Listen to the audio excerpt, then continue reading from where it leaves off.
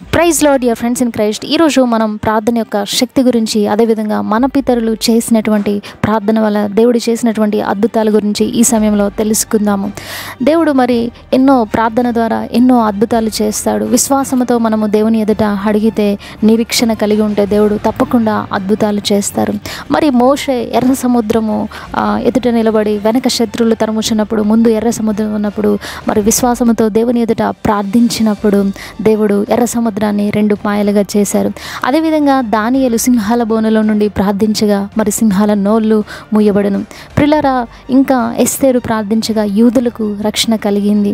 అదేవిధంగా మరి హన్నా సంతానము లేనప్పుడు ప్రార్థించినప్పుడు గర్భఫలము కలిగింది. అదేవిధంగా సంఘం అంతా కలిసి ప్రార్థించినప్పుడు పేతురు చెరసాలలో నుంచి విడుదల పొందారు. మరి ఈరోజు నువ్వెందుకు దిగులు పడుచున్నావు? ఏ బాధలో ఉన్నా, వేదనలో ఉన్నా, కష్టంలో ఉన్నా ఎందుకు నలిగిపోతూ ఇబ్బంది పడుతున్నావు? నీ యొక్క స్థితిలో నుంచి, నువ్వు ఏ స్థితిలో ఉన్నా ఆ స్థితి నుంచే నీవు ప్రార్థన చెయ్యి. తప్పకుండా దేవుడు సమస్తాన్ని సాధ్యము చేయగల దేవుడు మనకు ఉన్నాడు. నీ సమస్య కంటే నీవు నమ్ముచున్నటువంటి దేవుడు గొప్పవాడు. నీ సమస్య నుంచి నీకు విడుదల కలుగజేసే దేవుడు నీకు ఉన్నాడు. ఆనాడు అద్భుతములు చేసినటువంటి దేవుడు ఈరోజు నీ జీవితంలో కూడా చేయగలరనే నమ్మకాన్ని, విశ్వాసాన్ని కలిగి ఉండు. తప్పకుండా దేవుడు నీ జీవితంలో అద్భుతాలు చేస్తారు.